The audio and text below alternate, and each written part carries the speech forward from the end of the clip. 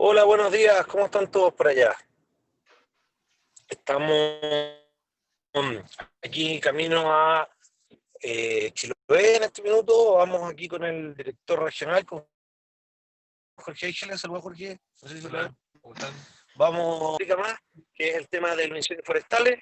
Tenemos la primera brigada que está iniciando aquí en la región de los lagos, en Ancud. Así que vamos a saludarlos,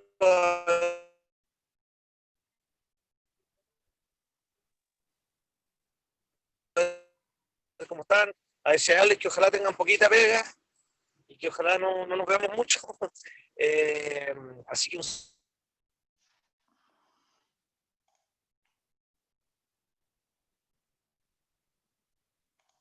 saludo desde acá. Es un tema interesante, tiene continuidad, lo que va con la continuidad del mismo tema que hemos estado ya.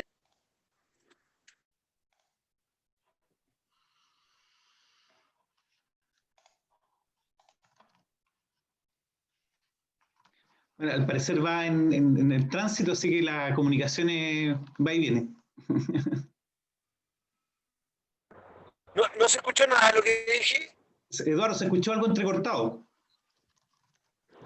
Ya, no, estoy con mala señal. Pucha, que disfruten la charla, porque ¿para qué voy a hablar más si se corta?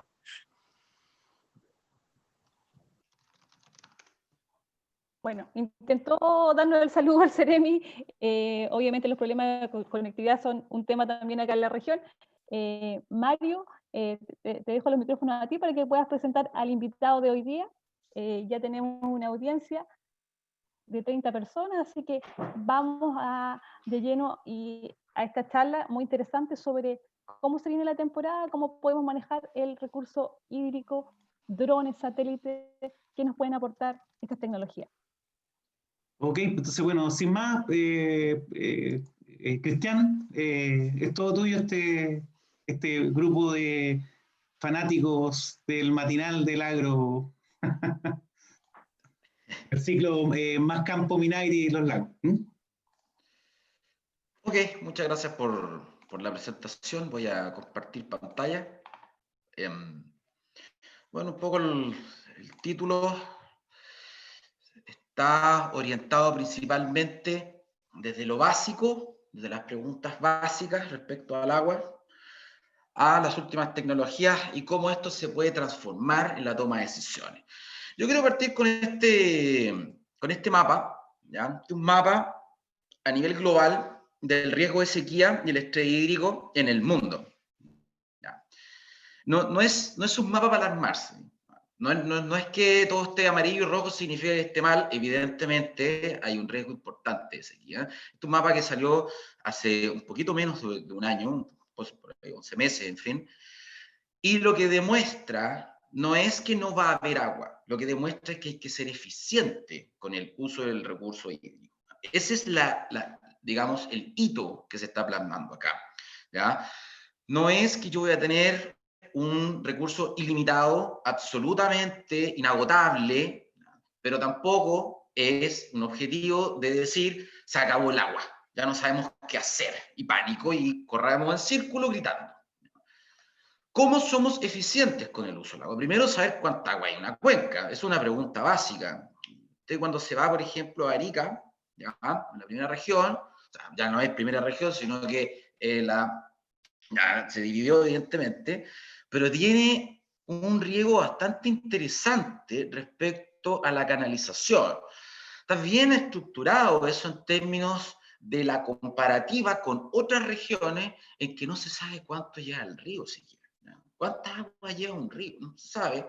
Entonces, hay personas que evidentemente pueden estimar esos valores, pero cuando uno habla a nivel de cuenca, hay componentes del balance hídrico como el escurrimiento, la precipitación líquida, la precipitación sólida, la nieve, obviamente el pronóstico de deshielos, los cuerpos de agua, lacustre, en fin. Hay una cantidad de interacciones que pasan a nivel de una cuenca para decir realmente cuánta agua hay en función de eso, cómo podemos crecer en términos, obviamente, de superficie regable.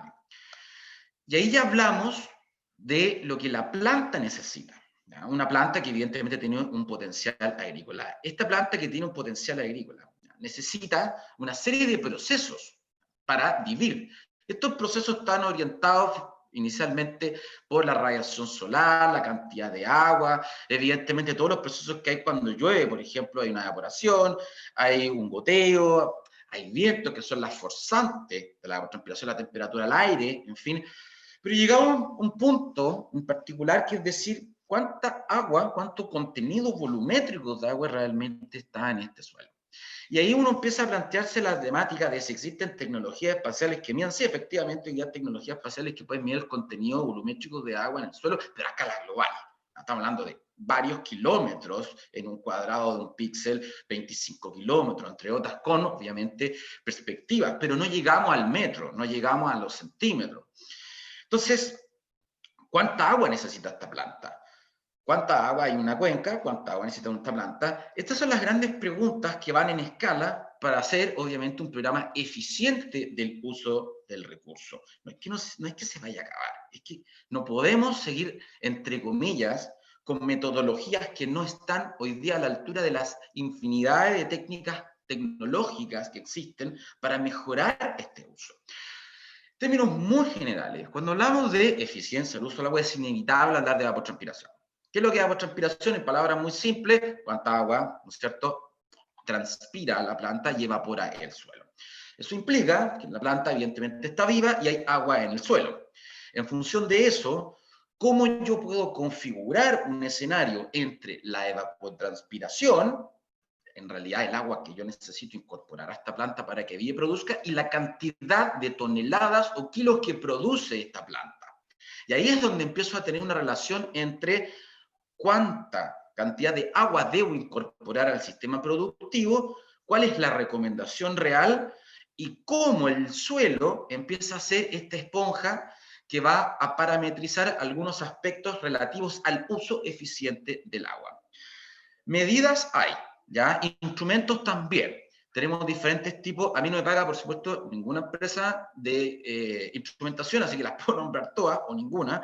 Pero este tipo de tecnología en el cual uno incorpora, ¿no es cierto?, una sonda que mide diferentes contenidos volumétricos, en este caso contenidos de humedad del suelo, a ciertos horizontes, permite perfectamente conocer cuánta agua hay en un perfil. Otra de las técnicas es el TDR famoso, que es básicamente una cápsula que mide, ya sea de forma manual o forma in situ, el contenido volumétrico de forma vertical, si ustedes lo incorporan, digamos, en una perspectiva, digamos, desde la superficie hacia, digamos, la profundidad del suelo, o de forma horizontal, puedo incorporar 1, 2, 3, 4, 5, 6 TDR. Otra de las técnicas son los tensiómetros, que en realidad están orientados al potencial mátrico de la planta, cuánta agua puede sacar la planta o no, ¿ya? Y sobre eso yo puedo en realidad configurar una estructura de monitoreo del contenido de agua en el suelo. La pregunta básica es, ¿para qué me sirve monitorear el contenido de agua del suelo si es que no conozco el suelo? Entonces, hay dos preguntas importantes de decir, ¿realmente mi suelo debo conocerlo a priori o debo monitorear independiente de las condiciones del suelo? ¿Ya? Entonces, en un círculo virtuoso, en un rompecabezas virtuoso, la eficiencia del riego está orientada a la variabilidad de las propiedades del suelo en un inicio, obviamente que van a ser críticas en el riego, desde la planificación, programación y monitoreo del riego, hasta evidentemente el rendimiento, sobre todo por los costos que puede considerar.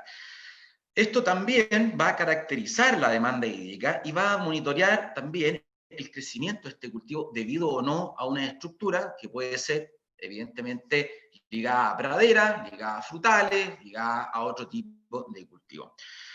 Lamentablemente, en Chile la palabra mantención se mira con mucho recelo, ya como un gasto. Tengo que llevar el auto a la mantención. ¿Para qué? Si está bueno. Entonces, es lo mismo que pasa con el sistema de riegos. Hay que hacer una mantención adecuada y debida, si no, la pieza fundamental no cuaja dentro de este rompecabezas virtuoso del riego. Y finalmente, ya el perilleo final es cuánto tiempo le doy al goteo. Esto es una parte netamente final. Entonces, toda la estructura, si se dan cuenta, está orientada a conocer el suelo todo lo que es la instrumentación de cuánta agua hay en el suelo va con un complemento hacia el perilleo final. Estoy hablando muy general, estoy hablando una charla muy general que después obviamente se va a hacer más específico. Les comento desde ya que esto no tiene el sentido de ser un curso ni una charla técnica, ya en particular de asesoría, por lo tanto son temas muy generales y otros más aplicados. Esto es un suelo, ya un perfil de suelo normal esquemático. Yo acá tengo, cuando lo riego todo, ¿cierto? Típico riego en que llueve, lo voy a saturar, 100% de agua. Entonces, normalmente el suelo, que está acá, está completamente lleno de agua y uno empieza a ver cositas arriba, ¿no es cierto?, de la vegetación. Después, el agua empieza a bajar un poco y se ve un concepto llamado capacidad de campo, ¿ya? En el cual no hay más de un 100% de agua en este suelo. Esta esponja está perfectamente bien regada, con un porcentaje de aire en que las plantas, ¿no es cierto?, no están en hipoxia, en que pueden crecer, con un contenido de agua y de suelo proporcional, y si se sigue regando, o sea, si se sigue, digamos, disminuyendo, o regando, sube o baja. ¿Cuánta agua tengo que reponer? Dependiendo de lo que pierda. Pero llegamos a un concepto llamado el umbral de riego. Y este umbral de riego es el que va a definir la zona de donde tengo que regar respecto a otra variable temida, ¿ya?, llamada el punto Machite permanente, que es cuando la planta es incapaz, ¿ya?, de extraer, ¿no es cierto?, el agua que está en este perfil de suelo. Ya ahí el porcentaje de agua puede ir, ¿no es cierto?, entre nada o cifras muy pequeñas, higroscópicas, hasta 10 ml. Lo que pasa es que estos valores a mí me dan mucho más en mi campo. Sí, bueno, estos son valores del libro, ¿ya? Pero para que más o menos empecemos a considerar 4 umbrales fundamentales. Cuando la planta ya no puede funcionar, cuando debo regar, cuando estoy perfecto o cuando me tiré a la piscina. Tiene muchísima agua de la que no debía, porque regué en la mañana y en la tarde llovió. Entonces tengo demasiada agua. Ejemplo, ¿no?, detalles. ¿Dónde está la zona de estrés? Normalmente bajo del umbral de riego. La idea es tener siempre un estrés controlado y no tener el cultivo en estrés, como he escuchado varias veces por ahí, como sinónimo de aumento de la eficiencia. El estrés debe ser controlado. Entonces, las láminas que se reponen de riego, el tiempo de riego, tienen que ir moderado entre el riego perfecto, que no necesariamente se obtiene. ¿Por qué? Porque las praderas, por ejemplo, en el sur de Chile son onduladas, con diferentes fases. La vaca no pisa geolocalizadamente con un GPS. Aquí pisas, acá no me compactas, acá sigue tu ruta. Son animales que siguen una ruta absolutamente aleatoria. Entonces, evidentemente esas variabilidades afectan el concepto de riego. Cuando uno compra un servicio de riego y compra un servicio asociado a esta sonda, lo primero que ve es esto y 5 niveles, diferentes a los que yo dije. Entonces va a decir, me están mintiendo, típico, ¿no? Sí y no. Sí, efectivamente no dije exactamente los mismos valores, pero lo que se ve en un software, que ustedes pueden ver en cualquier cierto texto, por ejemplo, de la casa de estudio, en el cual aparece cómo regar con este equipo. En este software llamado IRRIMAX uno ve el nivel lleno, similar al anterior, capacidad de campo sonda, relleno de temprano, punto de recarga, zona de estrés. Básicamente es lo mismo, pero con diferentes nombres, evidentemente, y aparecen dos conceptos súper importantes acá. El famoso ET0 o evapotranspiración potencial, ¿no es cierto?, que es la cantidad de agua que demanda la atmósfera, ¿no?, que sale del cultivo, y este concepto llamado acá del riego. Pero ustedes se dirán, instalo una sonda para ver 4 o 5 horizontes y aparece una curva. ¿Qué pasa con las otras 4 curvas? Claro, normalmente se está viendo acá un gráfico integrado del perfil. Y estas variabilidades que son como especie de refalín son las variabilidades de día y de noche, evidentemente. Entonces, la idea no es que este punto de riego esté totalmente azul siempre, porque probablemente estés estresando la planta por mucha agua. Y, evidentemente, en el rojo es porque estoy estresándola casi con maldad. Ahora, ¿qué pasa con el ET0? El ET0, aquí podemos entrar en discusiones importantes, es la demanda de la atmósfera. Por lo tanto, la demanda de la atmósfera no siempre tiene relación con la demanda del cultivo. Y aparecen los K sub C y podemos tener una serie de mapas de K sub C para arriba, para abajo, a la izquierda, a la derecha, entre otras partes. Y los K sub C, evidentemente, se calibran con diferentes formas, ecuaciones, se miden inclusive. Y después aparecen otros K sub C, del suelo, el ajustado y así sucesivamente, o de satélite. Uno en realidad calcula la evapotranspiración actual o real, que es la cantidad de agua que sale de esta superficie. ¿Por qué? Porque se incorpora un parámetro llamado temperatura de la superficie. Entonces, es una medida que va a ser siempre, o en la mayoría de las veces, menor a ET0, tal vez igual en ciertas épocas del cultivo, pero normalmente es más baja y de cierta forma mucho más rara. Yo dependo, evidentemente, de la imagen satelital con imágenes térmicas para calcular esta evapotranspiración.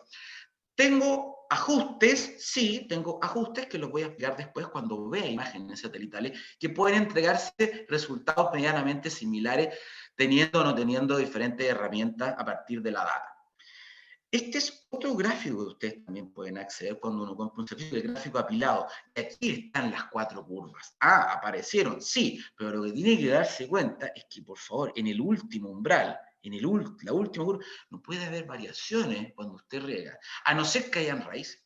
Porque si hay raíces, porque la planta llegó a 1 metro o más, y evidentemente tenemos que darle agua. Si no tiene raíces y las raíces sacan los 30, 40 centímetros, que aquí a una profundidad de 50, 60 empieza a verse el efecto del riego, casi que no tiene ni sentido, porque no sé si ahí alguien podrá extraer esa agua, al menos en el concepto llamado zona radicular. Por libro, la zona radicular o root son siempre 1 metro. No necesariamente en algunos cultivos es 1 metro, son muchos más, otros que son menos, dependiendo de esa profundidad en la cual usted empieza a ver cómo va a ser mi riego. ¿Y dónde está el suelo acá? Usted no me ha hablado ni de capacidad de campo, no me ha hablado ni de textura, no me ha hablado ni de pedregosidad, no me ha hablado de densidad aparente, pero me acaba de decir cómo regar. Entonces, la pregunta del millón es, ¿tengo que regar con un estudio de suelo o sin un estudio de suelo? Pues, lo que he demostrado es que perfectamente se puede hacerse un estudio de suelo, pero ¿por qué es importante el estudio de suelo? ¿Ya? Normalmente, uno cuando habla con algún asesor dice, mira, en realidad no es necesario porque está el estudio de suelo de Silen. Sí, efectivamente, Silen hizo un gran trabajo hacer este tipo de suelo. ¿Ya? ¿Son buenos, son malos? Yo he escuchado una cantidad enorme de opiniones tremendas. Tremenda. ¿Ya? No, pésimo, no, maravilloso. Eso va a depender un poco del suelo, en el cual, justo en el campo en el que fue, y a lo mejor puede haber sido exactamente el lugar donde hicieron el estudio agrológico y da perfecto, o simplemente no tenía nada que ver. ¿Ya? La pregunta es, ¿cuál es el riesgo que se corre al no tener nada que ver? Pues si está bien, no hay ningún problema. Pero ¿qué pasa cuando uno dice, ¿sabes qué? Me voy a ahorrar unas 300 lucas en un estudio de suelo? ¿Para qué si está esto? ¿Ya? ¿Cuál es el impacto que después tiene en mi flujo? ¿Ya? ¿Me aseguro? ¿No me aseguro? ¿Me la juego? ¿No me la juego? Esas son como las palabras técnicas que yo escucho habitualmente. No me la voy a jugar, le voy a meter 8 horas de riego. Ya, claro, eso no sigue la estructura de riego eficiente. Aquí uno no se la puede jugar, uno no puede mandar el equipo adelante y perdemos 5-0 en los últimos 5 minutos. No, aquí uno tiene que ser eficiente, porque hay instrumentos que hoy día lo permiten para que sea un riego eficiente. Caso del sur, ya, este es el caso más importante de las pruebas, donde hay 1.800.000 hectáreas, por ejemplo, digamos, para pastoreo, tenemos una situación bastante idealizada, en términos de que sí, la pradera necesita agua muchas veces para que crezca el pasto, come la vaca, y bueno, si el pasto no crece, lo riego, y si se riega, crece más, y si riego más, crece mucho más, o a veces no crece tanto, pero me aseguro de que está verde. Y la vaca come. Y hoy día, con precios de la leche como están, es un negocio, pero de tomo y lomo, entonces no me fijo en cuanto podría o no tirarle agua. Estoy hablando en sentido figurado, evidentemente esto tiene un impacto tremendo en el flujo. ¿Ya? Entonces, ¿cómo un estudio de suelo puede adecuar el sistema pastoril de acuerdo a las necesidades y las limitaciones? ¿Ya? Entonces, cuando uno tiene un sistema, por ejemplo, de carreto de pivote, que lo voy a mostrar, es difícil, ¿no? Hacer un manejo diferenciado, como por ejemplo el caso de las tasas, ¿ya? Pero que necesita mucha mano de obra, y mano de obra de cierta forma calificada. O sea, el recurso humano es súper importante, no puede ir a regar al río, ¿ya? Tampoco puede regar toda la noche. Entonces, ese tipo de detalle en suelos con diferentes perfiles empiezan a tomar consideración. Ejemplo, vamos a tomar tres campos derivados de cenizas volcánicas, por ejemplo, 3 campos que están muy similares, ¿ya? todos de la misma serie de suelo Osorno. Ya acá no es necesario hablar del nombre del cliente, pero vamos a colocar la tasa 1, la tasa 2, la tasa 3. ¿Qué es lo que hago? Voy a hacer el análisis de suelo in situ para saber después el monitoreo de riego, el diseño de riego, la programación de riego, en fin, o digo, acá está la mía, me voy a CIDER y tomo los análisis que hay. Total, es lo mismo, densidad aparente, humedad retenida, ya está.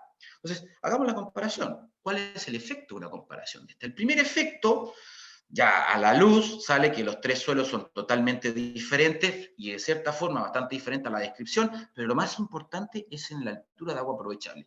¿Qué es la altura de agua aprovechable? Es como que yo pusiera un envase en este suelo, ¿ya? Entonces, CIDER me dice, el envase que tú tienes es una litrona de 20 litros, pero para el tipo, ¿no es cierto?, suelo B, era un envase de 500 cc, esta botellita desechable, y para el riego con tasa C, es un envase de 1,5 litros, y no de 20, o de 6. Ok, entonces me está diciendo que el suelo tiene capacidad. Sí, puedo llenarlo más, pero en realidad no sé si se va a tomar toda esta agua. Entonces, hagamos un ejemplo, vamos un poquito más allá. Tomemos un umbral de riego un 60%, estamos dando, ¿cierto?, cifras teóricas, ya otras que no tanto.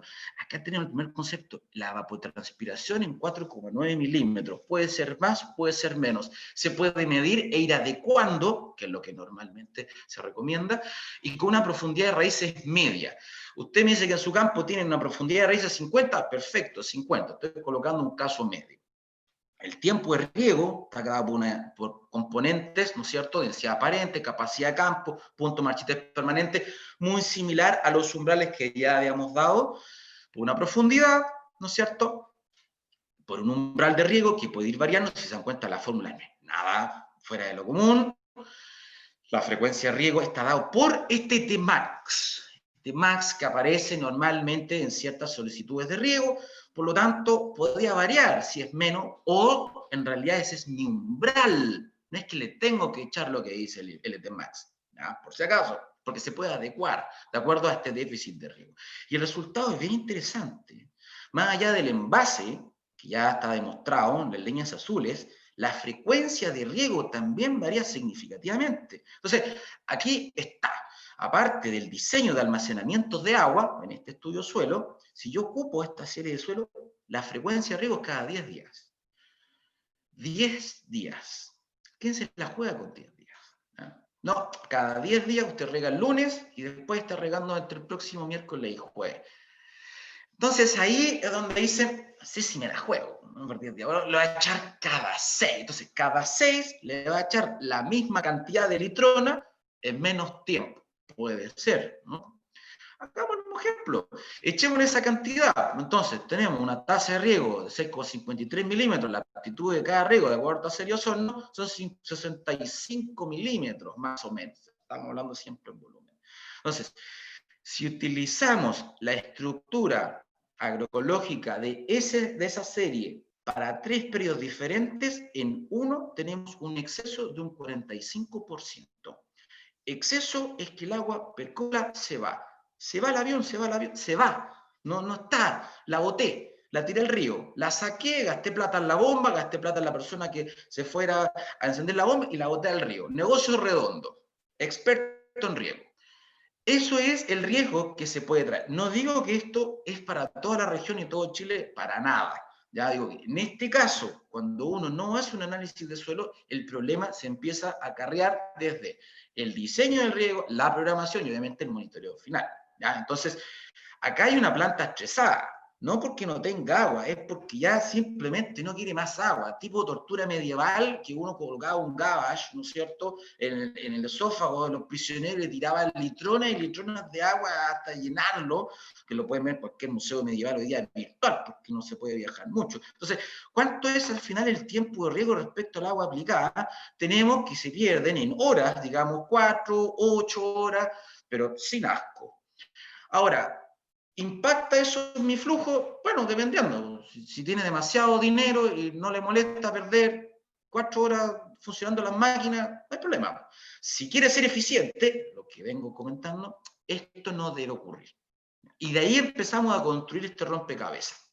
Entonces, ¿qué se debe considerar en un perfil de suelo, un análisis de suelo? Uno ve el análisis hidrológico, tiene de todo, hasta la descripción de los colores. Por ejemplo, en esta conferencia está Catherine Vargas, que es obviamente la asesora de riego, que apoya obviamente todas las líneas de riego de Agrospace, y ella va a hacer las respuestas técnicas específicas en los chats, por si tienen.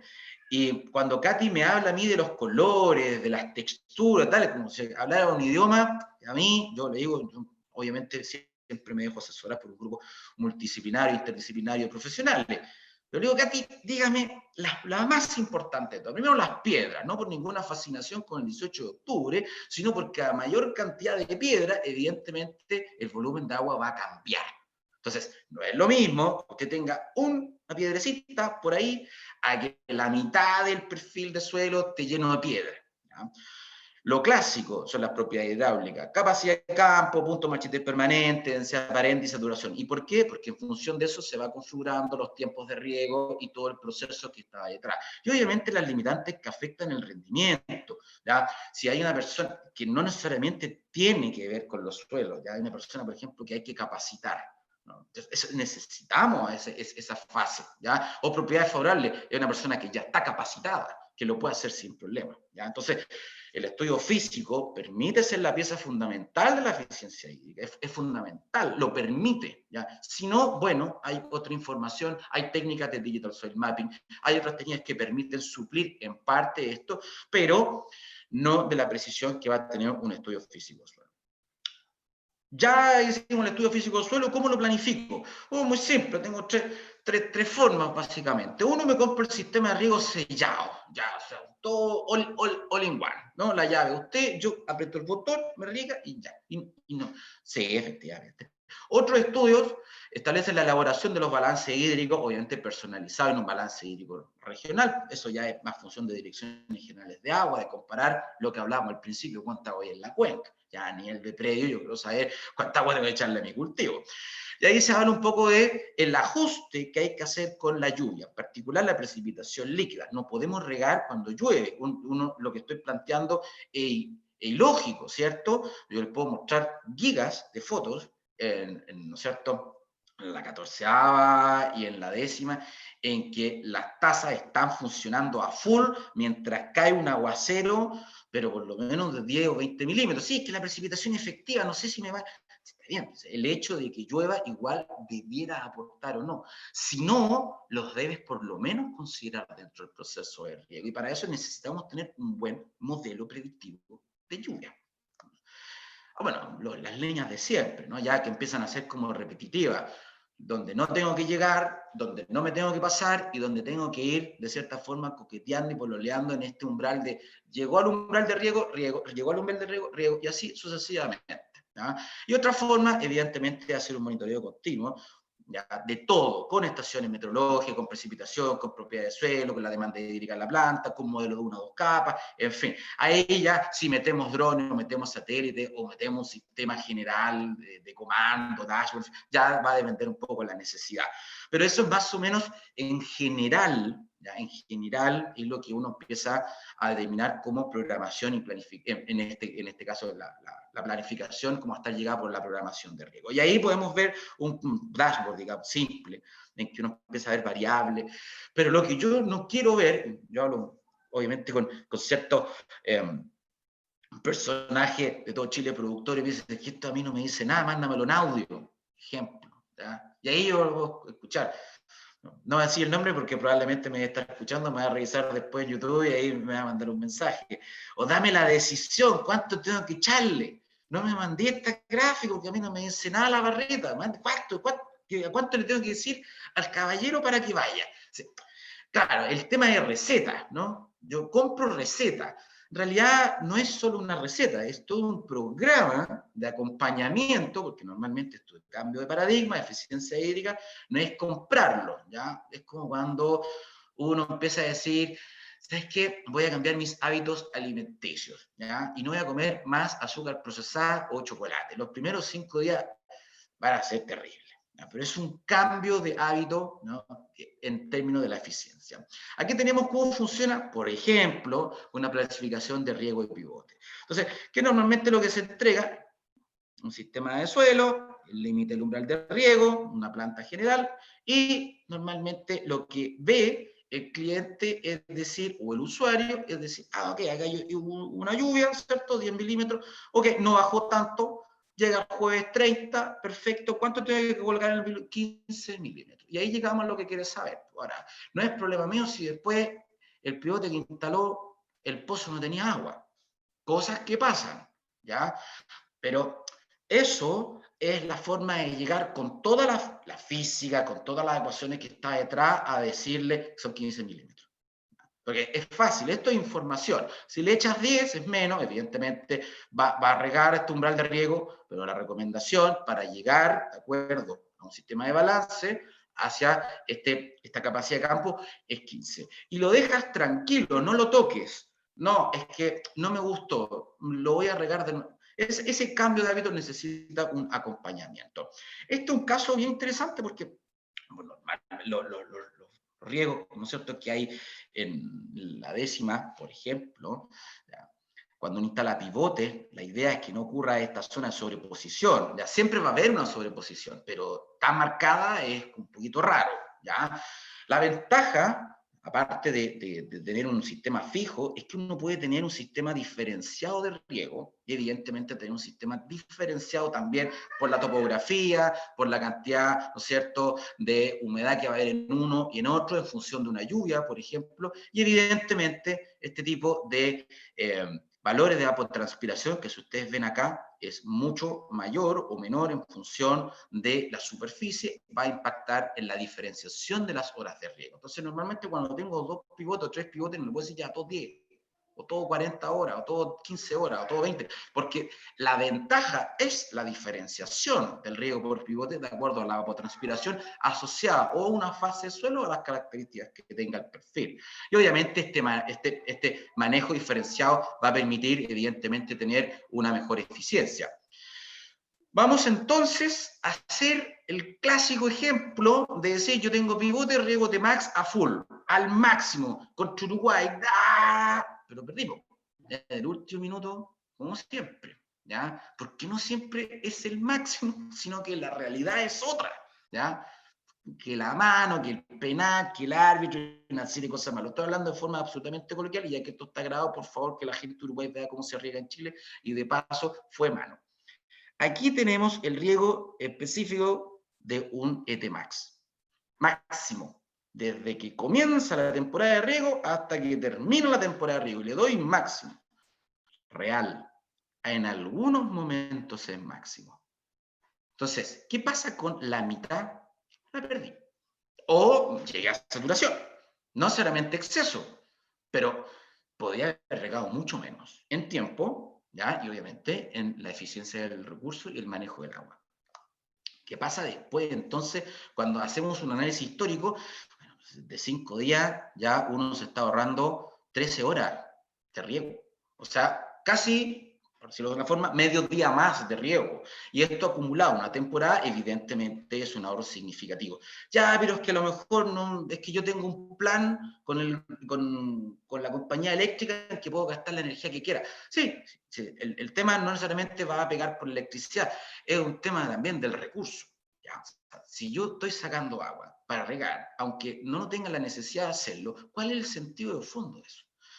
A lo mejor habrá, ¿ya? Lavado de sal en algunos casos en el norte. Sí, pero el objetivo es ajustar el riego. No es que yo tenga la potestad de regar lo que quiera. Ejemplo, cuando tengo la potestad de regar lo que quiera, comienzo a regar 2 sensores, 2 TR instalados en 10 y 30 centímetros, el límite de raíz está en 35 centímetros, y aquí hubo un exceso de tiempo en la postura de tazas. Aquí se comienza a regar, la humedad empieza, ¿no es cierto?, a aumentar. Fíjense la hora, el regador o regadora se tiene que ir a la casa a dormir, ¿no? Entonces, y el sistema riega hasta que a las 9:30 de la mañana lo desconecta. Pregunta es, ¿esto que está acá realmente era necesario? ¿Este riego entre las 4 de la mañana y las 8 de la mañana era necesario? Que sale gratis. Sí, está bien, pero ¿y la calidad de la planta? ¿Y la planta necesitaba esa agua para crecer y para ganar o perder en productividad? No, que mientras más agua mejor. Entonces, no. Mientras más agua, no necesariamente es mejor, como lo vamos a ver a continuación, en otro tipo de estructuras de producción. ¿Ya? Evidentemente, esto la idea es configurarlo con caudalímetros y empezar a registrar cuánto llega, cuánto absorbe, cuánto crece y controlar esto de forma, ojalá, automática. ¿Ya? ¿Qué pasa desde el espacio? Porque yo estoy hablando a nivel de planta, a nivel in situ. ¿Qué pasa cuando, primero que todo, me voy al concepto de drones y después me voy al concepto ya satelital? Y después al concepto de modelos, que ya trabajamos, ¿no es cierto?, en otra escala. Caso de drones, ya, no estamos hablando de drones de matrimonio o drones para sacarse fotos bacanes ahí, ¿no es cierto?, con la familia, la polola, qué sé yo, en la playa. Hay física detrás. Y esta física está orientada al espectro electromagnético. Es súper complicado. No. El espectro electromagnético es muy simple. Son como las frecuencias que tiene la radio. En el dial uno tiene varias frecuencias, la 94, la 95, la 96. Entonces, en función de que uno va cambiando la perilleta, va viendo diferentes radios, ¿no? Uno las va escuchando, va viendo cómo son las frecuencias, en fin. Obviamente el tema, si me gusta o no me gusta, si me llega la sensibilidad o no, y eso es lo que pasa también en el espectro electromagnético. Y aquí hay obviamente sensores que permiten hacer esto y uno dice, yo me lo compro y lo hago. A ver, sí, no. Cuando uno quiere ver como video térmico, cosas así, sí, rápido. Cuando uno quiere hacer procesos y calcular los 30 y tantos índices espectrales que hacemos, por ejemplo, en Aerospace, esto demora algunas horas. ¿Ya? No solamente en crear este mosaico en 3 centímetros o 2 centímetros, sino que al mismo tiempo, imaginemos que son 1000 hectáreas en 2 centímetros, hay que calcular cada centímetro 35 veces generando un Big Data. Cuando hablo yo de estas longitudes de onda del espectro electromagnético, me refiero principalmente a esto. Acá, por ejemplo, tenemos la radio, el canal de la radio en el azul. ¿Ah? Dial azul. Azul llega al color, se absorbe, ¿cierto? Se absorbe, llega a la hoja, después viene el verde, atraviesa la primera capa, el rojo se absorbe, y el infrarrojo, algo que no podemos ver, yo sé que hay mucha gente que me ha comentado a mí que ve todo el espectro del Sol y viaja por Saturno y el universo. Yo personalmente no les creo, pero si llegaran a detectarlo, tendría que colocarme un lente especial para ver, como el lente termográfico, ¿no?, para ver el infrarrojo. ¿Y cuál es la gracia del infrarrojo? El infrarrojo, longitud de onda electromagnética, atraviesa la planta. Entonces yo puedo tener, fíjense acá, el azul, el verde, el rojo y el infrarrojo para saber el estado de absorción, ¿no es cierto?, que va a tener la clorofila en esta planta. Y determinar si está muerta, si está enferma o estresada por mucha o poca agua, o si está sana y reluciente. Si está verde, pasto verde del vecino, ¿cierto? ¿Se acuerdan esa frase? Eso es porque lo rega mucho. ¿Ya? Yo, la verdad, no necesariamente regarlo mucho va a ser más verde, que es lo que estamos demostrando acá. ¿Qué pasa después en la longitud de onda del dial en la radio? Tenemos estructuras de células y puedo llegar a determinar proteínas, lignina, celulosa y otros componentes bioquímicos. Está todo esto gratuito. Algunas frecuencias de este dial electromagnético están gratuitas. Otras no, otras son pagadas. ¿Ya? Otras las puedes sacar de drones, otras de satélites. Todas te sirven para monitorear el riego. Pero nosotros cuando volamos no podemos llegar y decirme, ahí viene el dron, soy bacán, toma, ahí está el arbolito. Uno tiene que hacer primero que todo un proceso de identificar los árboles y no la sombra, ¿ya? Y el suelo, ¿ya? Yo no puedo presentar una imagen con valores del corredor, por ejemplo. Ya que mucho, me ha tocado ver muchos servicios que dicen, no, si que aquí hay menos porque el corredor. Sí, lo que hay que hacer es extraerlo del corredor. Hay algunos tipos de drones que normalmente se repiten en la academia, otros no tanto, en fin. Y aquí uno viene al punto de inflexión. ¿Quiero tener una idea o quiero realmente tener una foto para tomar una decisión? Entonces, cuando uno quiere tomar una decisión, ya empezamos a hacer cálculos, como por ejemplo, a segmentar cada una de las canopias de un cultivo de cerezos o de ciruelo, cada una de estas canopias, para decir la altura, si está estresado, si no está estresado, si tiene, por ejemplo, un nivel de estrés, al menos en fila, ¿no es cierto?, en las hileras típicas de la producción, ¿no es cierto?, vitivinífera. En el caso de las líneas, acá hay un patrón de estrés que no se ve en el resto. Y son estos patrones de estrés los que uno dice, ok, ahí evidentemente el racimo saldrá con condiciones diferentes en cada una de estas hileras. Fíjense que acá hay un campo silvero muy particular. Normalmente uno lo que espera, yo personalmente, es ir a volar y decir, ah, está estresado, así como te pillé, ¿no? Te pillamos por ahí, ay, uno se pone estrellita. En realidad, no me he encontrado mucho esa realidad, me encuentro todo lo contrario, o que está muy bien regado o que no está en estrés, pero lo que yo sí me encuentro es una heterogeneidad en la misma línea de ciertas, digamos, de ciertos cultivos, de ciertas hileras, en que hay algunos que están sin estrés y de repente, como si algo pasara de un lugar a otro, aparece bien regado, como lo ven en este caso. O sea, ¿será el suelo? ¿Será el sistema de riego? ¿Será algún manejo en particular? ¿Será el tipo de variedad? La verdad, no lo sé. Obviamente, en este caso estoy colocando, ¿no es cierto?, los tipos de variabilidad que pueden existir. Siempre, evidentemente, se saca el árbol, digamos, de la ruta, que es lo que planteo, ¿cierto?, y se entrega lo que corresponde. Y aquí, en estos casos, por ejemplo, en cerezo es complicado muchas veces porque hay carpas. Entonces hay que sacar la carpa y todo un tema de clasificación.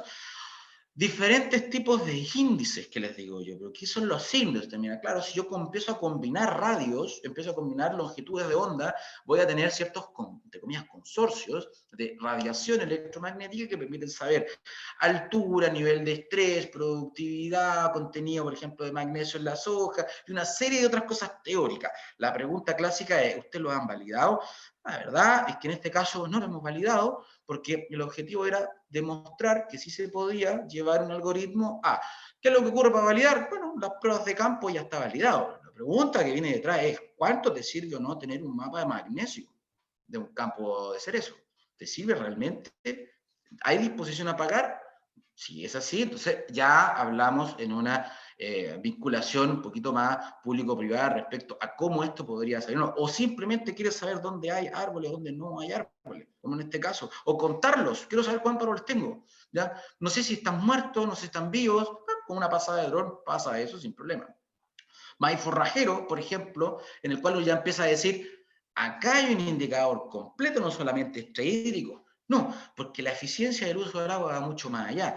Va a un tema del éxito de plantación, por ejemplo. ¿Cuántas, digamos, plantas yo coloco en un metro cuadrado? ¿Cuántas crecen? Mientras más suelo, crecen menos. Mientras más vegetación, crecen todas, ¿no es cierto? En ciertas épocas, ciertas etapas, B2, B3, B1, en fin, que va a tener este cultivo. No siempre al final, un maíz forrajero ya con 2,5 metros de altitud, o sea, de altura, perdón, altitud, no la desconozco, no la recuerdo.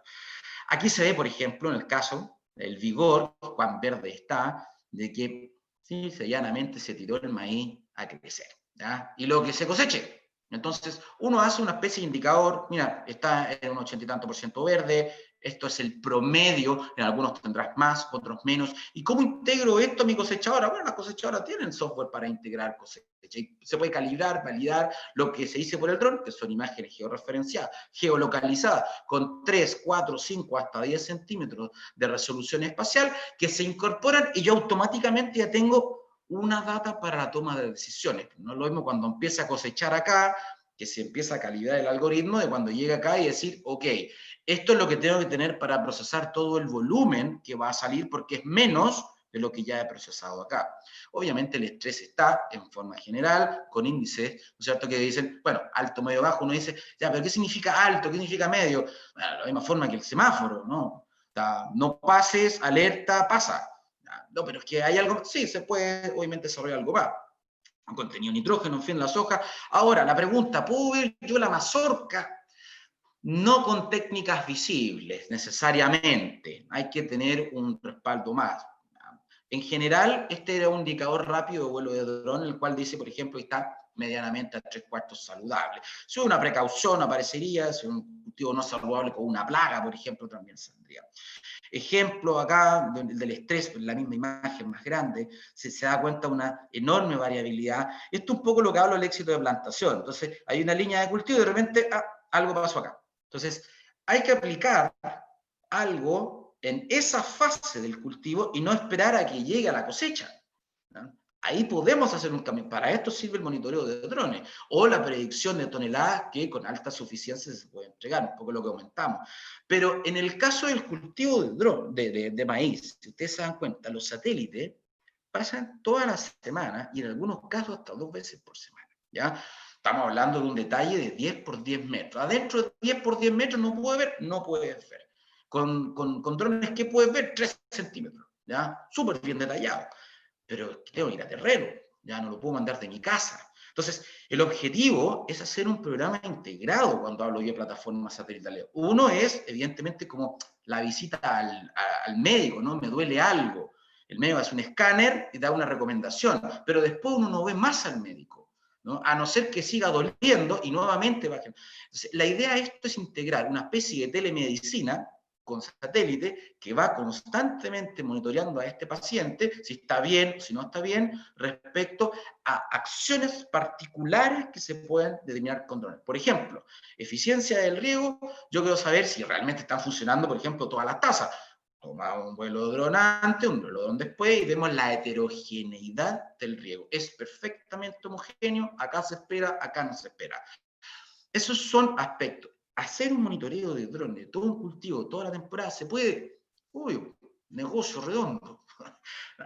Hay tecnologías que lo permiten de forma mucho más fácil, ¿ya? Y el objetivo, ¿cierto? Al menos lo que se está desarrollando en Agrospace, es interaccionar entre lo más específico a lo más repetitivo, cosa de entregar la misma respuesta con el mismo indicador, no necesariamente con el mismo detalle espacial.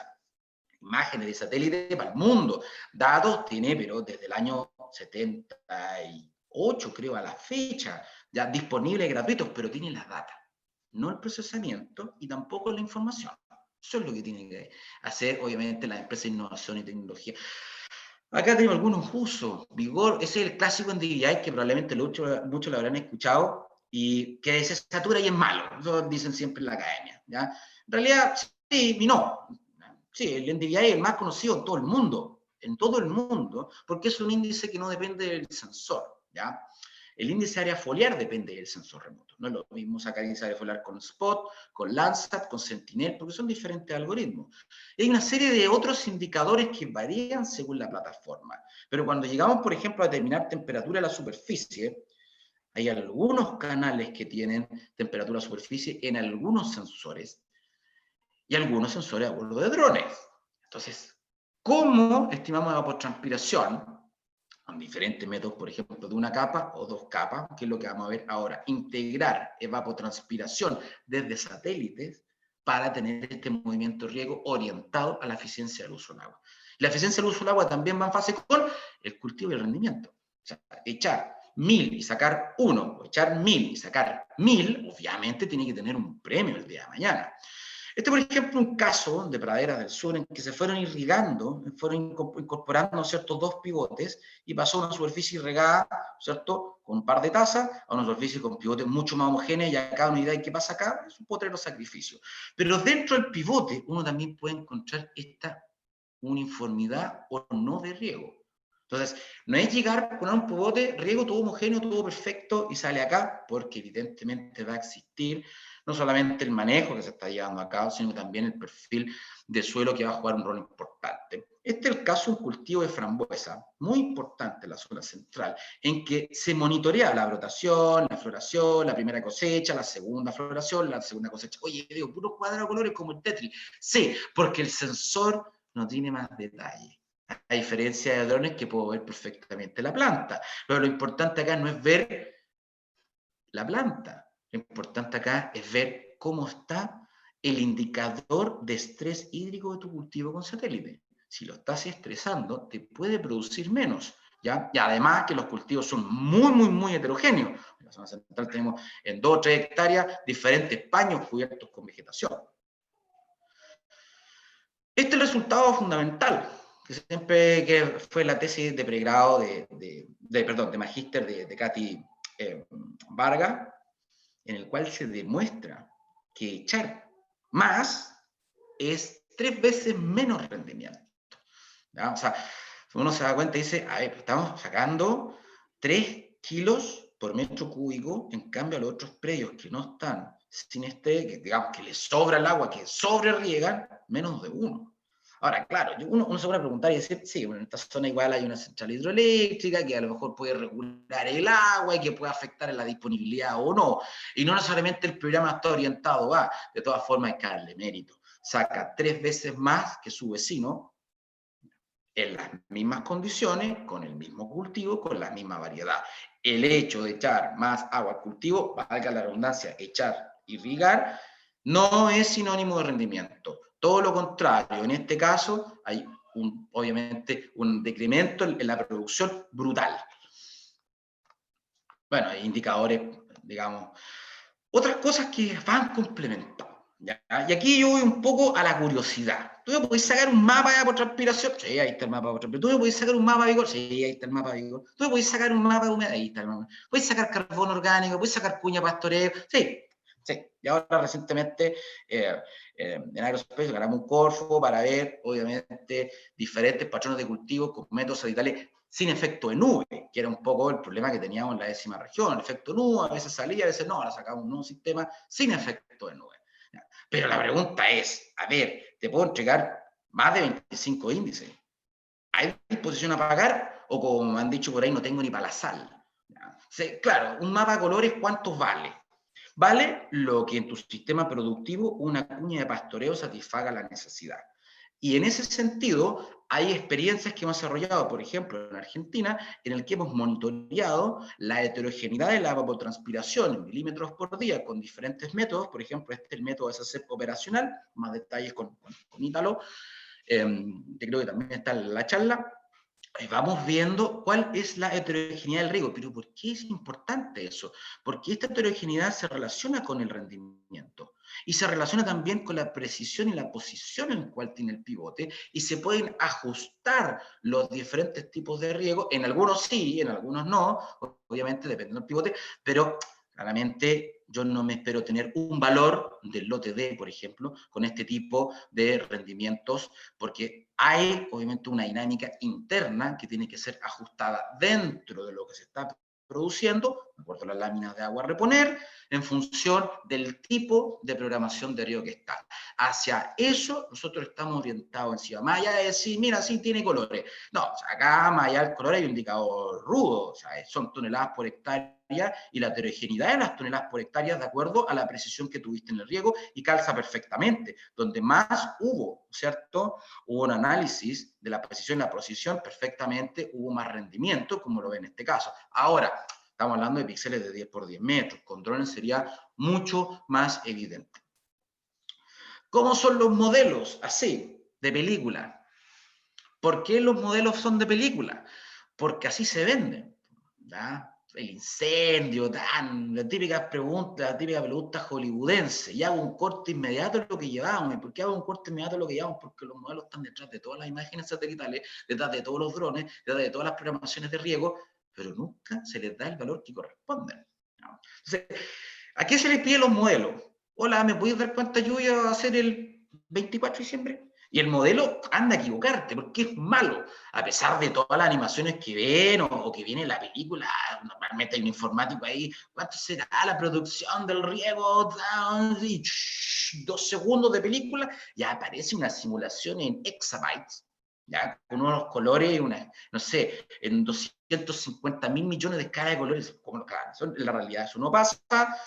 Requiere mucho tiempo computacional, hay ciertas cosas, pero los modelos están en esta estructura de decir realmente si este año va a ser seco o no, ¿ya? Y esto es un poco lo que esperan mucho. ¿Va a ser seco o no? ¿Va a ser muy húmedo? La onda calor. Vamos a clasificar de forma muy general los modelos, porque los modelos tienen nombre y apellido. Los primeros están los modelos near real time, en tiempo real, que es ahora. Ahora hay un modelo que está funcionando sin problema que se llama Zoom, por ejemplo, ¿ya? Y no puede modelar lo que yo voy a decir, evidentemente, porque no puede emular ciertas cosas, porque es en tiempo real, ¿ya? Los modelos nowcasting normalmente están entre 0 a 6 u 8 horas, ampliamente utilizados, por ejemplo, en temas de energía renovable.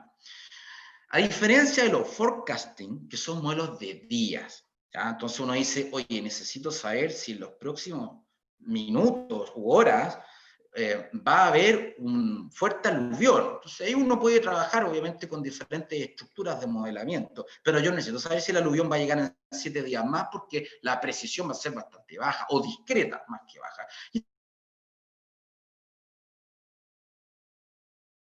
Sí, mira, ¿sabes qué? El próximo enero va a tener va a llegar mucha temperatura, o no, creo que hubo una pequeña conexión a internet, pero seguimos. Va a haber o no va a haber esta fluctuación de temperatura, y puedo ir para atrás con los modelos. Efectivamente, está el proceso llamado hindcasting, que tú puedes ir 50 años, 30 años, hacer climatologías, y en función de eso, ver si los nuevos escenarios que vienen de meses pueden ser más cálidos o más fríos. Es normal de repente llegar a ver noticias en algunos medios decir, este es el enero más cálido de los últimos 30 años, y muestran todo rojo. Sí, pasa al otro enero, este es el enero más cálido de los últimos 29 años. Sí, bueno, es parte de la vida, ¿no? Los registros que alimentan estos modelos son las mismas estaciones que o se usan para monitoreo meteorológico o no. En este caso, los modelos estacionales normalmente son a escalas más globales, más planetarias, más regionales, que sacar un modelo para una cuenca en particular. Se puede hacer, pero el error podría obviamente incorporarse. Y son modelos que vienen de otros modelos, reprocesados de otros modelos. Entonces, claro, a veces calzan, a veces no, dependiendo de la data, dependiendo del proceso. Hay predicción hasta el 2100, hay predicción hasta el 2200, 2045, bueno, ya no es estacional, ¿no? Eso ya son pronósticos futuros. Los estacionales son estos 3 meses que de repente pueden tener o no una variabilidad. ¿Qué es lo que nosotros, por ejemplo, hemos configurado en términos de modelación con una unidad llamada Atmos? Esta unidad es, digamos, de nowcasting. En las próximas 8 horas, acá llega un diluvio. Y llega un diluvio, ¿no es cierto?, en una hora en particular, 10, 15 milímetros en un determinado lugar. Entonces, eso, ¿cómo lo integro después en el riego? Está sobresaturado de agua, no riegues, automáticamente se manda un mail, no hay que regar. Ahora, porque cayó esto que está acá. Bueno, pero, y en el día a día, yo tengo que saber cómo funciona el riego también, porque están las imágenes satelitales, las estaciones, los modelos, sí, bueno, también, día y noche, la temperatura, día y noche, temperatura, día y noche, así, esa estrellita que ven, es la serie que ven acá, esa estrellita que está acá, era la serie que está acá, y así uno puede ir actualizando estos modelos y decir, viene una helada, viene una ola de frío, viene una ola de calor, atención, viene este tipo de proceso. ¿Necesariamente tenemos que tener un nowcasting configurado? No necesariamente, ¿ya? Puede ser un modelo forecasting, pero ustedes me dirán, ya, pero yo tengo Windy, yo tengo la de los noruegos.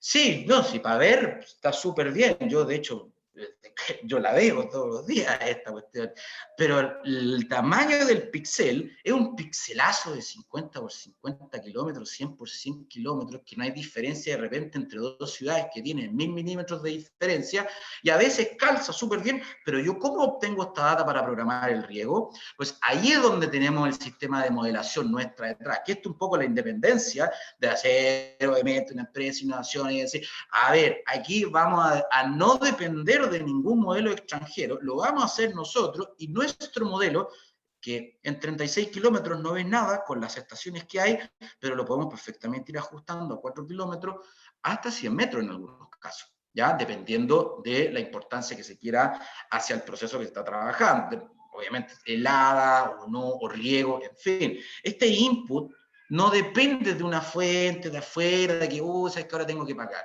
No, es nuestro y es un desarrollo que demora, evidentemente. Otras empresas también los tienen en dos cuadrados, ¿ya? Para predecir también todo lo que es el fenómeno de deshielo. ¿Cuánta nieve realmente vamos a tener o no la próxima temporada? Normalmente la nieve nos interesa un par de meses al año, pero la verdad es que predecir precipitación sólida no solamente es complicado con la falencia de data que hay, sino que impacta significativamente en todo lo que es después de la temporada, ¿ya? En términos de los regímenes que de los ríos, nivel pluvial, entre otras cosas. Terminando, me llenaste de data, ¿ya? Entonces yo le llamo agricultura 4.0, ya le puedo llamar 89.0 si quiero, y el número es a voluntad, ¿ya? Me llenaste de data, ¿Cómo tomo decisiones? Ahí está la gran cadena de valor.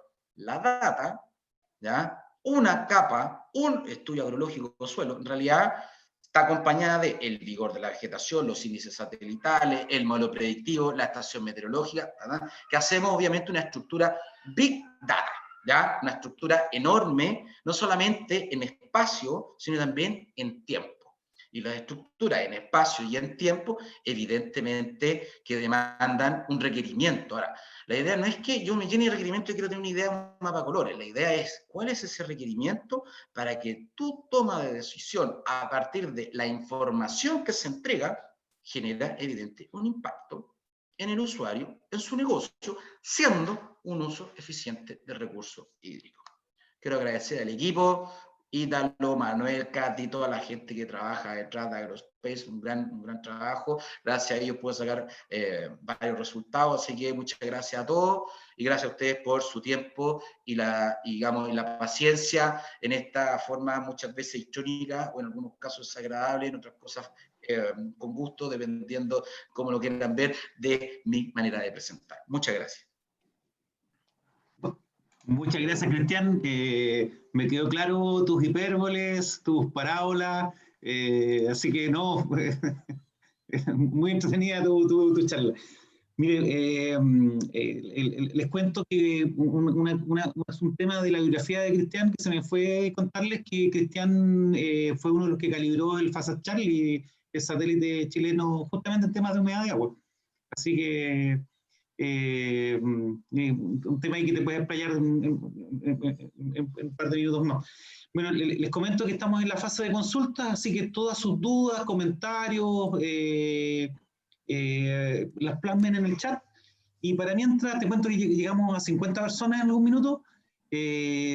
Para mientras vamos a hacer una pequeña encuesta, así que los invito a participar en esta pequeña encuesta que nos va a dar un poco de feedback sobre cómo se nos viene la temporada. Así que para mientras les sugiero que planteen algunas dudas, comentarios con respecto a la charla de Cristian. Así que, no, muy interesante, Cristian, tu charla y claramente muestras algunas de las falencias y lo mucho que nos falta por crecer en algunos temas. Todas las oportunidades de mejora que hay en temas de riego en particular. Así que, bueno. Gracias, Cristian. Por aquí te dejamos algunas felicitaciones de personas que han estado con nosotros durante tu sesión. Gonzalo Plaza de los Reyes dice, excelente charla, está aún con muy poca conectividad, pero le encantó lo que tú pudiste comentarle durante esta sesión.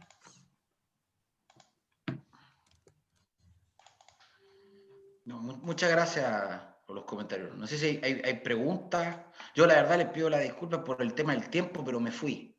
¿Ya? Esto del Zoom, de repente, el efecto Zoom, me fui. Así que era como media hora, 40 minutos, pero ya ahora que estoy viendo que son las 11:10 de la mañana, parece que estresé un poquito más el tiempo. Así que si no hay preguntas, cualquier cosa, yo disponible en contestar. También les recordamos que esta sesión está siendo grabada y que va a quedar en nuestro canal de YouTube, así que si quieren repasar alguna pasaje que les interesó o que les quedaron, digamos, ahí algunas consultas por hacer, también pueden hacerlo durante ya la próxima semana y ahí también Cristian les dejó un correo donde pueden contactarlo. Bueno, Cristian, Rodrigo Cáceres dice que te podría estar escuchando todo el día, así que no sé si será algo particularmente deseable, pero bueno, Rodrigo, tú te arriesgas. Mira, la primera consulta es de... Harold Martin también dice que... Dale, Daniela. No, le estaba dando algunos comentarios a Cristian respecto a que su charla fue muy completa, que ojalá pudiéramos tenerlo por ahí en otra oportunidad, así que vamos a ir viendo en qué otra oportunidad pudiéramos tenerlo también en este ciclo de charlas de Minagri y los Lagos. Mario, hazle la consulta. Sí, mira, hay una consulta de Olivares. Si hubiese un presupuesto para generar 3 planos, ¿cuáles serían en producción de forraje? Me imagino a lo que se refiere, si tuvieras que priorizar 3 de tus productos para producción de forraje. Supongo que por ahí va la consulta. En relación a... Claro. A ver. Presupuesto en 3 planos. Supongo que si tú tuvieras que ofrecerle un servicio a un agricultor en producción de forraje, ¿qué plano o qué producto elegirías? Yo creo que a eso se refiere. Ah, ya va por ahí. Sí, bueno, mira, en particular lo que es producción de forraje, ¿no? Bueno, habría que ver primero dónde está. ¿Ya? Eso es súper importante antes de... Nosotros normalmente hacemos una evaluación técnica de qué se puede ofrecer también. Ya hemos tenido bastante experiencia en ofrecer cosas que posteriormente nos damos cuenta de 365 días al año, 300 eran nubes. Entonces, el tema satelital no debe aplicar tanto, a no ser que sea el tema satelital sin efecto nube. ¿Ya? Aquí hay un tema bien interesante, porque normalmente en producción de forraje, hoy día, lo que prima es cantidad, ¿ah? Pero también un concepto de calidad que hay detrás. Entonces, yo le sugiero a Efi Olivares, que no hay ningún problema, que me mande un correo y podemos conversar respecto a qué planos, digamos, podemos ir seleccionando de forma más eficiente, ¿ya? Porque así, al voleo, yo la verdad es que se me ocurren, obviamente, varias alternativas, pero como esto no quiero que sea una especie de receta de cocina, digamos, de matinal televisivo, sería súper bueno ir ajustando esos 3 planos hacia lo que hoy día puede perfectamente o mejorar la producción, o mejorar la eficiencia hídrica, o mejorar la calidad. Ahí obviamente hay una necesidad intrínseca, ya sea en producción de, digamos, lechera o producción, ¿no es cierto?, de carne, dependiendo de lo que tenga. Ahí yo creo que hay que hacer una conversación un poquito de segundo nivel para ir viendo un poco más alternativas. No es que no quiera contestar, pero yo creo que la pregunta es un poquito muy amplia. Entonces, malga redundancia, un poquito muy. Entonces, F. Olivares, ten por favor toda la confianza, me puedes escribir un correo, sin problema, puedo dar, digamos, el teléfono, podemos conversar de estos aspectos, una videoconferencia y poder ir bajando un poco más el proceso, ¿ya? Mira, Cristian, hay una pregunta de Alfredo Torres, que te felicita por la charla, muy buena. Y toman como ejemplo la pradera de suelo del Acero Osorno. Se mencionó una profundidad de 30 centímetros. Y la consulta es, ¿qué especies dominaban en esa pradera con el ensayo que hiciste? Casi todas eran vallicas. Ya, casi todas eran vallicas. No sé si Katy puede escribir ahí si había alguna, no sé, si era en alguna vallica con algo más o con avena, no recuerdo muy bien, pero casi todas, según tengo entendido, eran casi todas vallicas, ¿no? Más o menos. Cristian, por aquí nos preguntan sobre qué indicador utilizarías pensando en cuál es el más representativo de la salud de los cultivos de siembras anuales. Ya, eso es una pregunta que, a ver, es súper interesante ver el concepto ahí de qué indicador, ¿no es cierto?, va de acuerdo a la salud. Entonces, yo pregunto al revés, ¿cómo definimos buena salud de cultivo? ¿Ya? Entonces, si el objetivo es que se vea verde, y ese verde es salud de cultivo, ahí tiene una biblioteca de índices que dan verde, ¿ya? El NDVI es el indicador de verdor por excelencia. No obstante, cuando, por ejemplo, tiene esta cierta cerrada de hoja, que ya crece tanto que se cae, se va a ver saturado, de acuerdo al índice área foliar, en términos de el verdor que vas a ver. Entonces va a ser demasiado saturado. De ahí es donde el NDVI pierde un poquito. Cuando nosotros estamos hablando cultivos que son ya con más estructura foliar, maíz, en fin, lo que sea, ya tenemos un problema de determinar que en ciertas épocas ya el NDVI queda un poquito corto. El MSAVI, el MSAVI2, el TSAVI, el EVI, el ARVI, el TSAVI2, y hay varios. Yo lo que te sugiero ya es hacer una compilación respecto a la variable que quieras determinar, más que la salud en sí. Cuando nosotros tomamos, por ejemplo, los indicadores saludables, colocamos vigor, colocamos también nitrógeno, colocamos estrés hídrico, ¿ya? Colocamos también, por ejemplo, el GNDVI, ¿ya? Que bastante, el GRBI, también el TBI, que son otros indicadores que también suman un poco más a esto, ¿ya? Que es súper importante analizarlo. Yo creo que hay que determinar cuál es la variable respuesta a, ¿ya? Productividad financiera, que se acerca a mostrar buenos rendimientos en términos de rendimiento y rentabilidad. Ya, ahí, bueno, ahí estamos en otra dinámica. Bueno, ustedes saben que en este tema de la cuarentena uno vive con familia, entonces se escucha obviamente la barra, así que les pido las disculpas del caso. Claro, cuando hablamos de productividad financiera, entonces ya no es solamente el verdor, ¿ya? El tema del verdor pasa a ser casi subliminal. La pregunta es, ¿cuánto de este indicador empieza a ser más acumulativo? Y ahí entramos en otra dinámica de la producción primaria neta, ¿ya? GPP o producción ecosistémica, o a lo mejor tu estrategia no es simplemente que produzca, sino que quiero producir lo mismo, pero ahorrando más agua.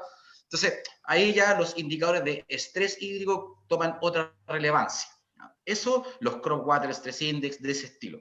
Eso habría que empezar a definirlo en otra estructura, digamos, de diálogo, porque no siempre producir más desde el punto de vista financiero es una eficiencia desde el punto de vista de los recursos hídricos, al menos, ¿ya? Entonces, hay que ver ese ajuste, en qué dirección lo querés plantear, y sobre eso van a ir indicadores que son más de productividad, GPP, en fin, y otros que son más de aumento del recurso hídrico. Ambos contribuyen a la eficiencia del uso hídrico. No me quedo con ninguno, ¿eh?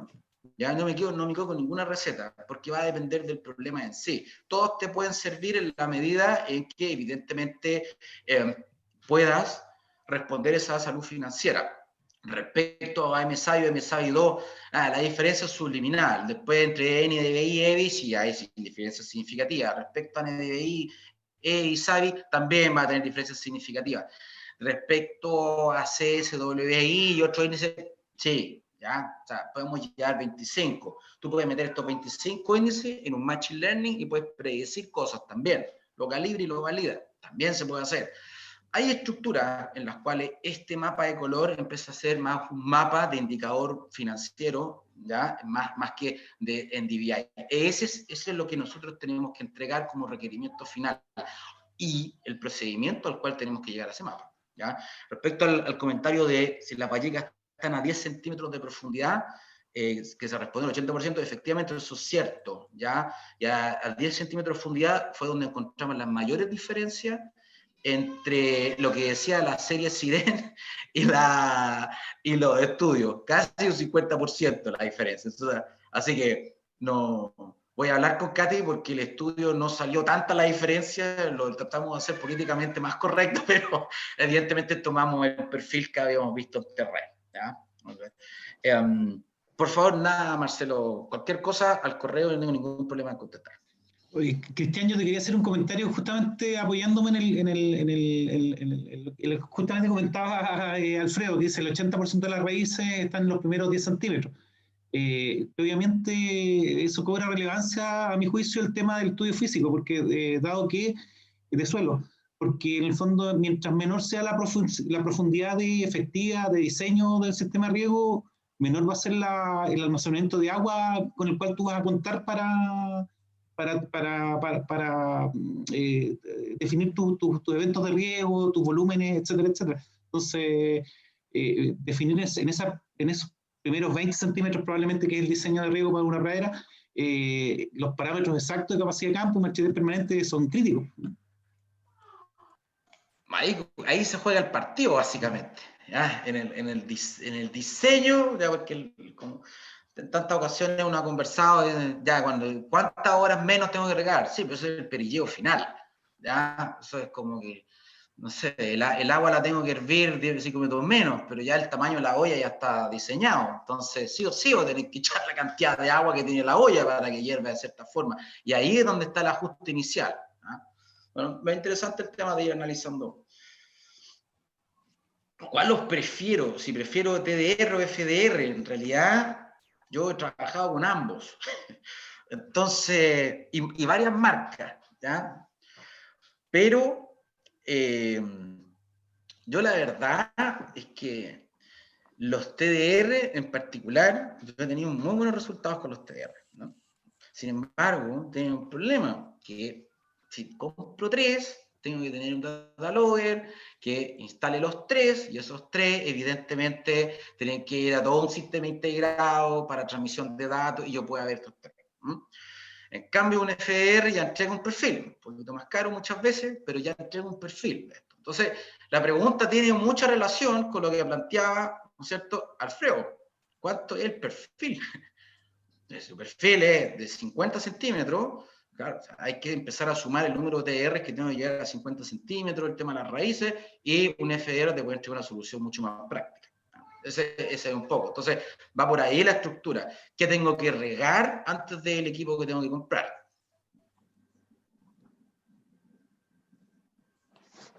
Muy bien, Cristian, te agradecemos toda tu información, todas las alternativas que nos mostraste para acceder a información de calidad y de precisión para nuestra agricultura. Hay una pregunta. ¿Hay una nueva? Sí, Sí. creo que sí, de Jimena, ¿o no? Jimena Max, Valderrama, si tú sí. puedes ahí. Sí. Mira, Jimena consulta lo siguiente. Jimena es investigadora de línea en Remewe. Y le pregunta en tu visión un poco más general. ¿Cómo ves la aplicación de esta tecnología satelital en praderas como de zonas de ganadería extensiva como Magallanes o como Aysén también? Ya que tú tienes experiencia en ambas. Bueno, mira, yo la verdad ahí voy a dejar la respuesta en suspenso, por verse. ¿Ya? Lo voy a dejar. ¿Por qué lo planteo de esta forma? A ver, porque de cierta forma, ya en particular, evidentemente, existen diferentes sistemas pastoriles en Aysén y en Magallanes. ¿Ya? Entonces, claro, si nosotros empezamos ya a ver la relación que pueda existir entre un monitoreo satelital en Magallanes respecto a un monitoreo satelital de Aysén, los patrones productivos son bastante diferentes. Vamos al caso de la pregunta de Magallanes. ¿Cómo se puede aplicar? Todo el rato se puede aplicar. La pregunta del millón, ¿ya? Es si lo que yo voy a monitorear está de acuerdo al requerimiento que me están haciendo. Porque satélites van a pasar todos los días, ¿ya? Con diferentes resoluciones espaciales, con diferentes características. La pregunta ¿es esa Big Data capaz de responder una pregunta en particular? Ejemplo, abigeato. Es difícilmente, digamos, evidenciable una vaca en un píxel o un cordero en un píxel de 10 por 10 metros.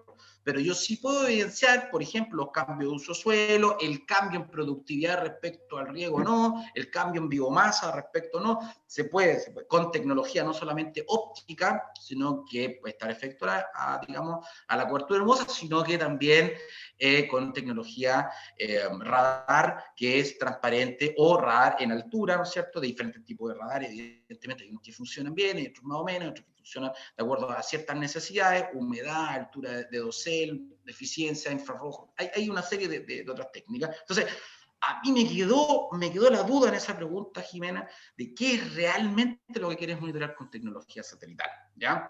Porque sí, podemos aplicar esto en Magallanes sin problema. Yo te comento, ¿ya? En el marco de otro proyecto, nosotros estamos viendo el tema de los cambios de uso suelo de acuerdo a la deforestación que hace un bichito por ahí. Ya con eso cierro. Bichito no muy amigo de los árboles. ¿Ya? Eso. Jimena, cualquier pregunta por interno, no hay ningún problema, podemos conversar directamente lo que se podría, lo que no se podría hacer en Magallanes. Nosotros, como te comentaba, tenemos bastante ya avanzado monitoreo satelital en Magallanes, no a praderas, ¿ya? Pero sí a otras coberturas. Muy bien.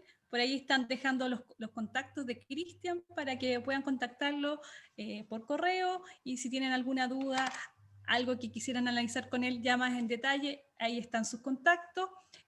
Mario, por favor, te dejo los micrófonos para que puedas ya despedir esta sesión, y también a Cristian que pueda dar su saludo final. Bueno, sin más que decirle, bueno, agradecer a Cristian, a ti Daniel y a todos los que asistieron en esta jornada del ciclo Más Campo, Minagri y los Lagos. Así que, no, y agradecer a Cristian con su generosidad e histrionismo de siempre en esta charla. Por favor, Cristian. Agradezco a todo el tiempo, a toda mi familia, los que me conocen. No, ya lo de siempre. No, pero también quiero agradecer a todo el equipo que está detrás. ¿Nada? Hay mucha gente que está detrás de todo este esfuerzo en Aerospace. Tomás, Luca, la Katy, ahí siempre en el tema de Río siempre me corrige. He aprendido mucho con ellos. Y también, obviamente, a mis chiquititas que tuvieron 1 hora y media de paciencia conmigo, aunque se escuchó, pero están ahí siempre. Así que muchas gracias a todos por la paciencia también. Espero que esta charla les haya servido de forma bastante general. Cualquier cosa, cualquier duda de forma interna, yo tengo toda la disposición. Entonces, ¿sabes, Mario? Siempre disponible a apoyar y sobre todo estar ahí en fase con el sur. Llevamos casi 5 o 6 años visitando varios campos, así que ahí hemos tenido varias realidades que han nutrido, digamos, una visión profesional de esto. ¿Ya? Y también ahí, en particular ahí a Daniel Stross, que ya lo conozco también de más al sur, ahí de Coyhaique. En fin, muchas gracias a todos y nada, cualquier cosa estoy disponible. Gracias, Muy bien, Cristian. Cristian, gracias.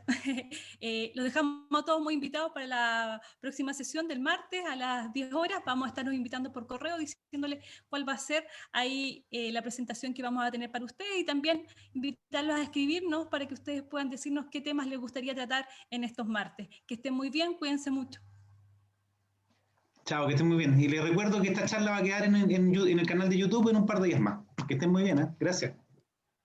Chao.